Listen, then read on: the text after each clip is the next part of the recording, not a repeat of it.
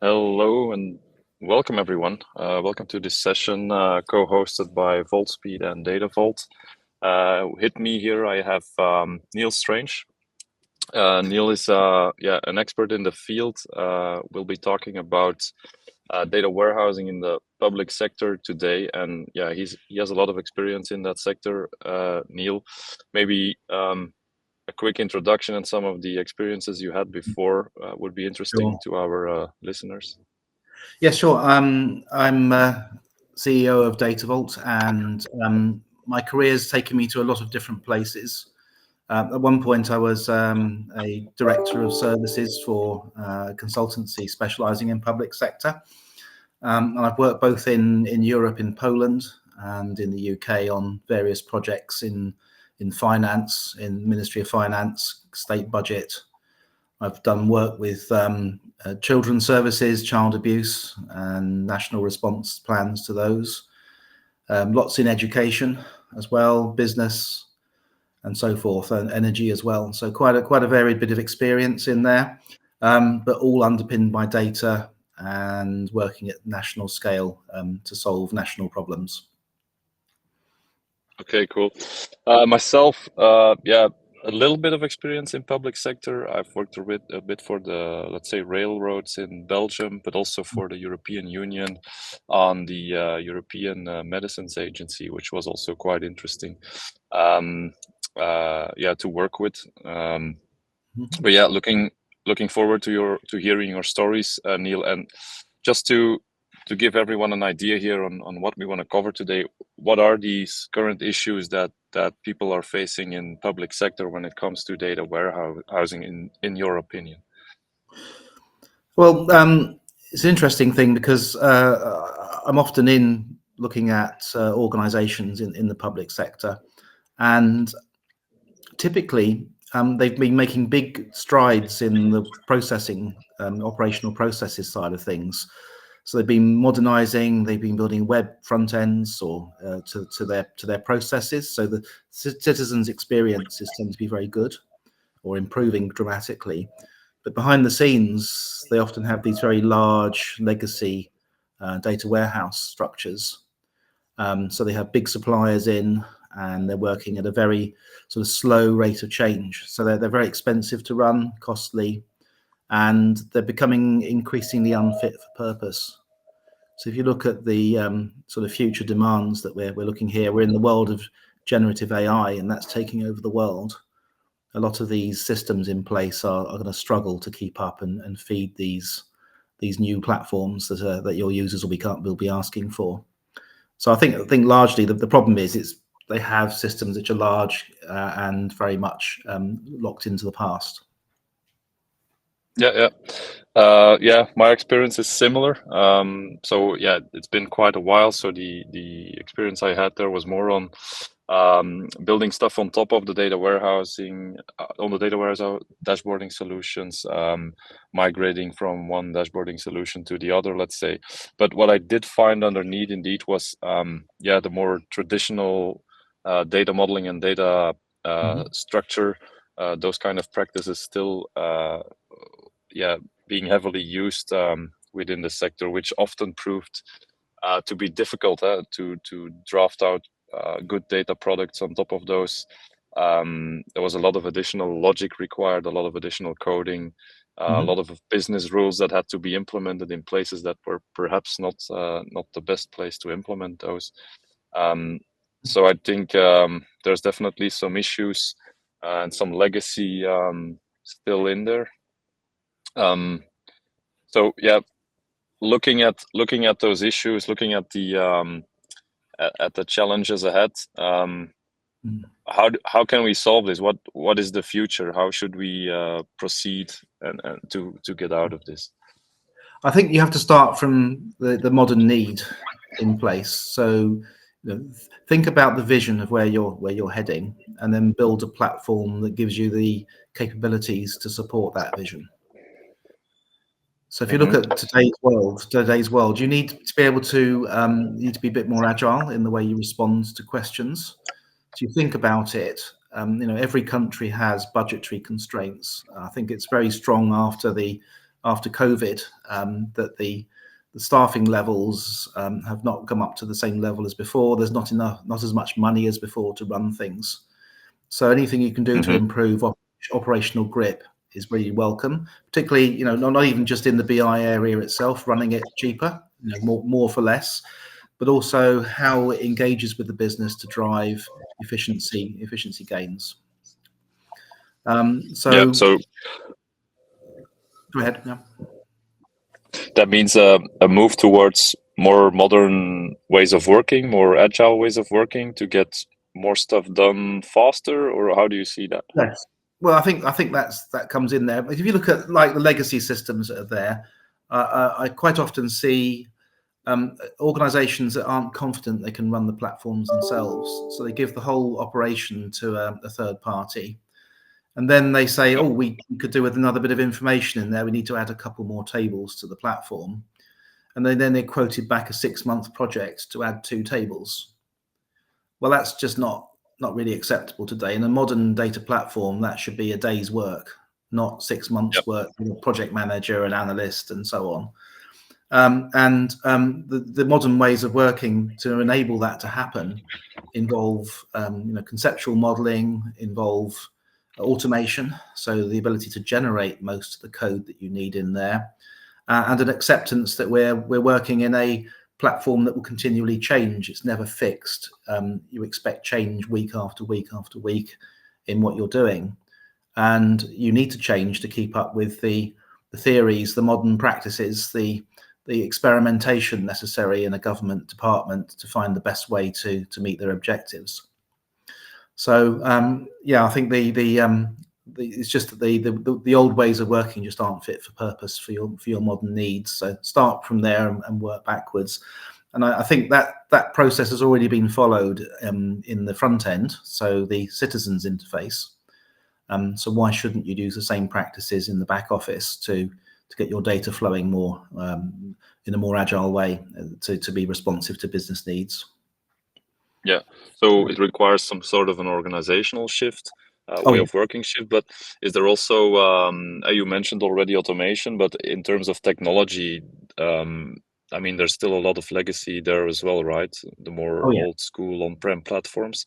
How do you see that change? Well, you should embrace the cloud.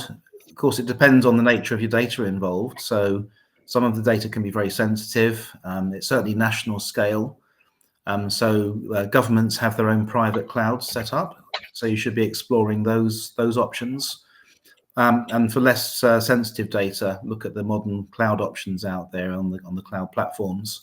So either looking at hosted database structures, or going for some of the more cloud database native databases like Snowflake and BigQuery in there. They're all perfectly secure if you configure them correctly, and then it's a matter of building your new practices around that, new agile practices. So it's quite a reinvention of the way of working, and I'm seeing a lot of clients now wanting to bring skills in-house to actually operate and run a team in-house rather than rely entirely on external suppliers to make this work. But so it's a bit of tooling. You meant tooling, but also that the in-house knowledge. I want to dive maybe a bit deeper on that. So you want to enable teams to internalize part of the knowledge and to build the knowledge internally within the team that is building the data platform, instead of fully relying on external partners. But I guess, I mean, there's some guidance necessary, right? How do you see that? Well, definitely. I mean, there's so many false starts that you can have there. So I'd certainly recommend leaning on someone that's been through this before to avoid the more common pitfalls in making the transformation. Obviously, if you try it yourself, you'll learn these eventually through trial and error, but it helps to accelerate the process. I think one of the biggest stark differences I see is going into clients. They either have a very light team in-house, so 2 people working on a system, or they are overstaffed. They have 80 people, 100 people working on BI. And the sort of sweet spot should be around squads of around 5 or 6 people. Yeah, seen So the same thing work. Exactly. So if you want to work on a lot at once, you'd have several squads stood up. But generally, you can run your BI system in-house with 1 or 2 squads for 5 or 6 each, and do a fairly good service on that with all the new tooling and techniques around. And then the second thing is not to develop a unique solution. So don't invent your own way of building a system. Copy an existing standard that's out there. The reason for that is you can hire people that know that standard. You don't have to train them up to your own peculiar way of building something. And also, standards are in place for a purpose. They know they work and they're good practice. So stick with a method one way or the other. And Datavault is one way of building this out in an agile way. Yeah, that's one that supports the agility that needs to be delivered, and also supports the ability to automate a lot of the actual workload and a lot of the actual build. How? I mean, I have my own ideas, of course, but how do you think that automation could help support that? I'm thinking of things like standardization, but also decreasing, let's say, the learning curve in a way. What's your point of view there? Well, so we're finding with our work that we do that okay, first of all, if you go down the Datavault route, there are lots of standard patterns for loading data. Well, not lots. There's a few, and those are automatable. So essentially, what you're doing is you go into a problem you need to solve. You break it down into these standard components through some analysis work, and then you kind of plug those into a repeatable process where you document the metadata, generate working code, and that's it. You don't need to overly test it because the generator generates consistently good quality code. So that gives your team time to focus on the value-added things, the export of data, the business rules that the business wants to apply to that data to derive new insights. So that to me is the way you go. And with automation, of course, there's tooling out there that will help you do that generation. And I found typically about a 500% improvement in productivity as a result of that. So, one person's getting through 5 times as much workload as a prior team would do under the older architectures. Yeah, just the fact that the automation can help you prepare, can cut some of the learning curve to learn the new methodology, to implement the new methodology. Yeah, fully agree. I think if you look at automation, what's also important is to have this to not always reinvent the wheel, right? You are using a standard and a standard pattern like Datavault, for example, to be able to implement automation in the first place. So I think it's really important considering automation and considering automation solutions also to take into account that it should be a platform that supports to a high extent also the standard patterns available, and you should be ready to go, let's say, to start working with automation too. I think the other thing I would probably add to the mix is that these projects go on for a while and they tackle different data sets inside the organization. Yep. So you end up with a small initial version, then you incrementally add to it. At some point, it starts to scale, and you need to be able to have organizing principles to handle data at scale. It's very easy to lose track of files and where they are and what functions certain things perform. So this automation also gives you a place to put everything that you need as your system gets larger and more useful for the organization. Yeah, but that's another important topic. Perhaps it gets more useful as it grows. What I've often seen in projects, and it's maybe also a question that many people may have. You have an existing data practice. It is serving certain use cases, certain reports, dashboards already.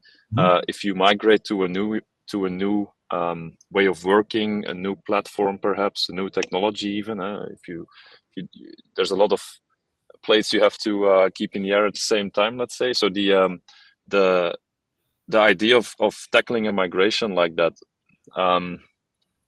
let's say, what are the pitfalls, or what's the right way to go at it? One at a time, or do you start to do as much as possible? I think that's an important thing we should explain. Huh? It depends on the circumstances. So very often a migration is only one part of some larger transformation.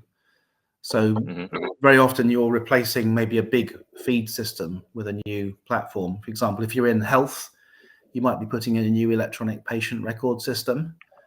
Those tend to be big bang deployments. So one day the old system's working, the next day the new system's working, but reporting and analytics is supposed to carry on as if nothing had happened. So that requires a lot of preparation and planning and testing, and then a sort of switch over and fast response to any issues that you might detect on the migration. And the nice thing about these modern techniques are that you can sort of model the conceptual view of the data. Yeah, so you may have an older patient record system and a new one coming in. Maybe the old one was 15 separate systems working, being replaced by one. They're all managing patients. They're all managing admissions and moves inside the hospital. It's the same thing being operated. So if you can model model that conceptually and map the old and the new in, that gives you a vehicle to make those transformations and migrations work, and to continue reporting. And we've successfully done that for a number of organizations, including one we just finished last month, actually. I think we went live with 2 data issues only in there, which were fixed within a matter of hours. And that's purely because we put test harnesses round. We were very careful on the modeling side of things and kept things under control. So it's entirely possible. We've got a question coming in. Gen AI. Well, I think Gen AI is going to be the main driver for change. I think the business is going to be demanding Gen AI because they see big improvements in the way they work. And I think the BI team is going to have to stand up and respond to that. Now that means, and I think I've seen something recently here which makes a lot of sense to me, and that is your users are going to have a different interface now to the BI team. It used to be through dashboards with a degree of technical knowledge to access data. In future, it's all going to be question-based. So the users are going to learn how to ask good questions. And the BI team's job is to serve up good quality data that can feed into learning engines, and also to support some standard reports. But you know, they're going to have to be serving structured data, semi-structured data, and wider access in there to populate these learning engines. And I think that you're going to see a dramatic shift in how all this works, and the responsiveness required from the BI team to deliver this.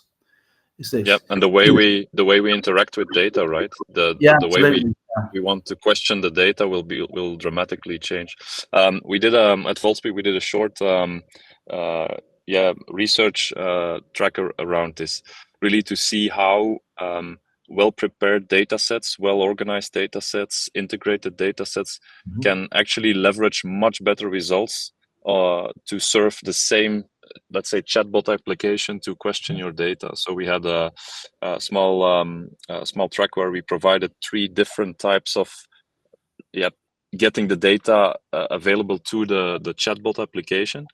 The first one was just purely dumped from the source, no integration at all, no additional modeling.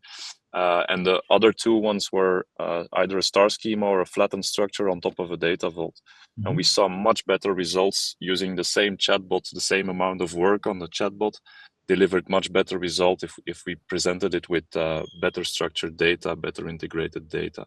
So I think that explains also that both the data preparation, the data structure will be equally important, I think, than the AI practice and the AI applications that people will build. The PII comment's quite an interesting one there, because Yeah. You can then, I mean, we're going to see a whole new field of ethical AI coming out.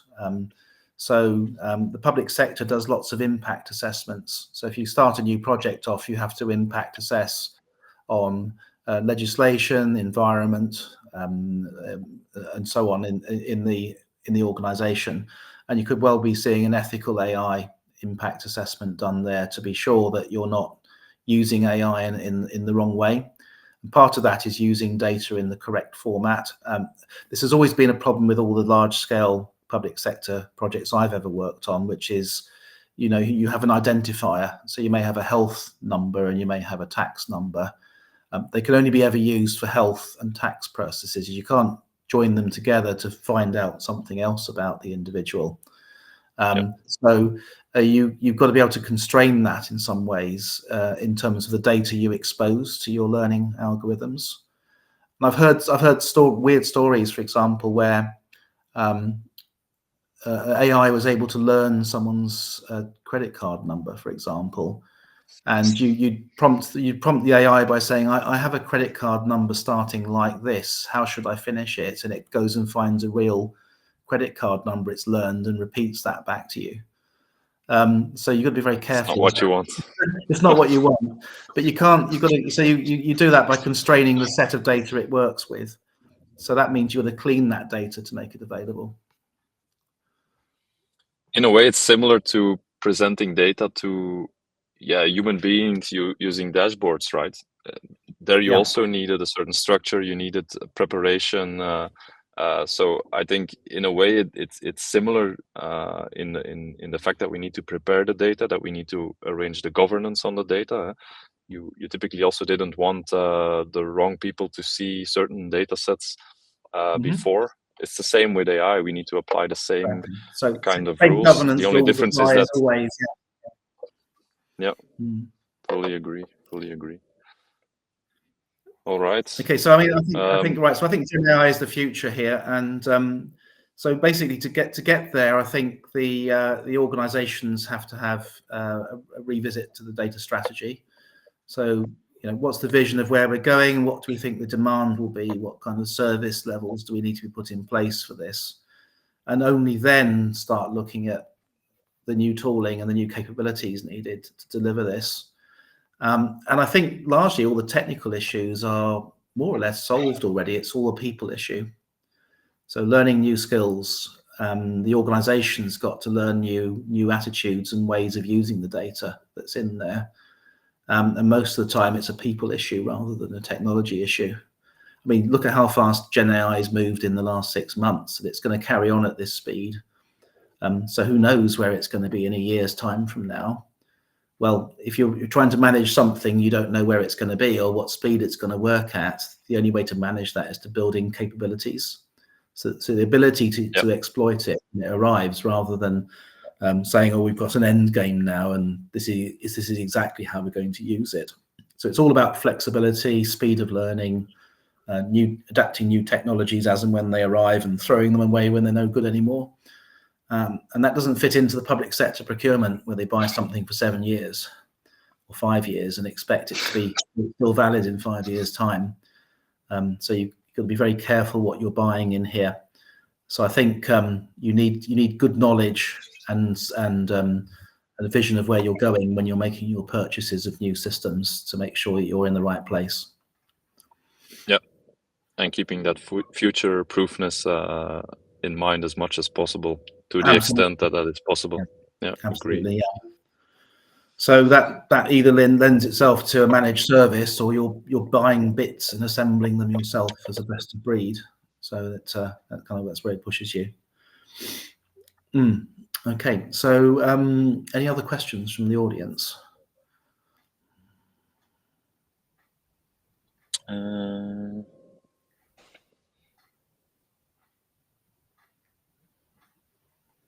No.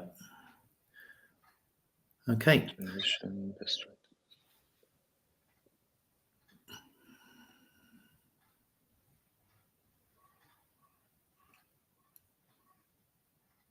Waiting a little bit to see if there's any more questions coming in. I haven't seen any. Okay, so I mean, so I think sort of conclude on this. I mean, we have. I think we've got a really interesting times that we're living in. The rate of change and the impact of the latest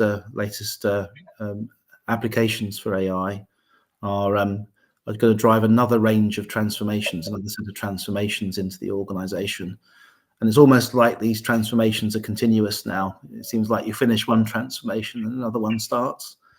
So we're kind of living in interesting times, and we'll see where this leads us and where it converges. However, it's clear from a lot of the places I visit that they're not there yet. They need to build in dramatic change in capability and flexibility to take advantage of this.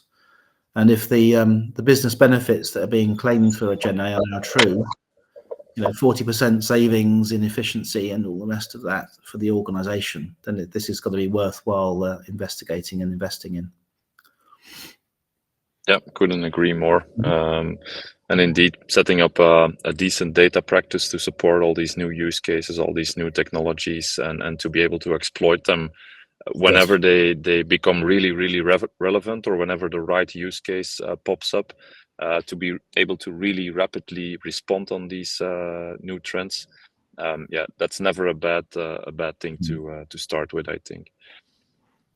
Cool. I think we also have some announcements to make on further learnings and events on which we're going to continue these discussions. The first one is another Fireside chat on the 13th of August, where we'll be looking at more in detail around the migration challenges in data warehousing. So moving it from more legacy to the modern day platforms.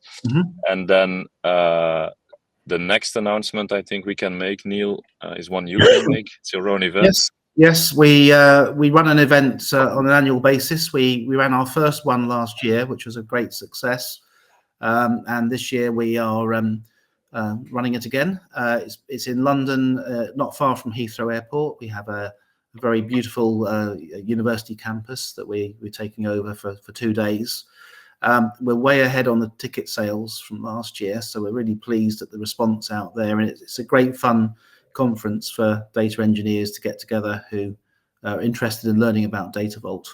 So please check out the links on this if you're interested, and very happy to entertain people there. We've set ticket prices really low to encourage attendance rather than make any money out of it. So it's almost like a user group, not-for-profit activity. The other good news there is a lot of vendors will be in presence there. So if you're interested in looking at the tooling, you can see all the tools and compare them and get to talk to the inventors of the tools. Okay, next one. So those are the slides. Okay. Right. So that's it. Okay. So thank you very much. I enjoyed that. I think we will look forward to the next conversation. Got a lot to talk about on migration. I've got some good case studies to cover off as well there in terms of what we actually learned and how it worked. So that may help people who are planning a migration to hear some of the tips and tricks that are necessary to get this working properly. Thank you, everyone.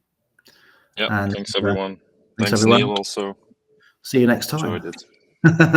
Thank you.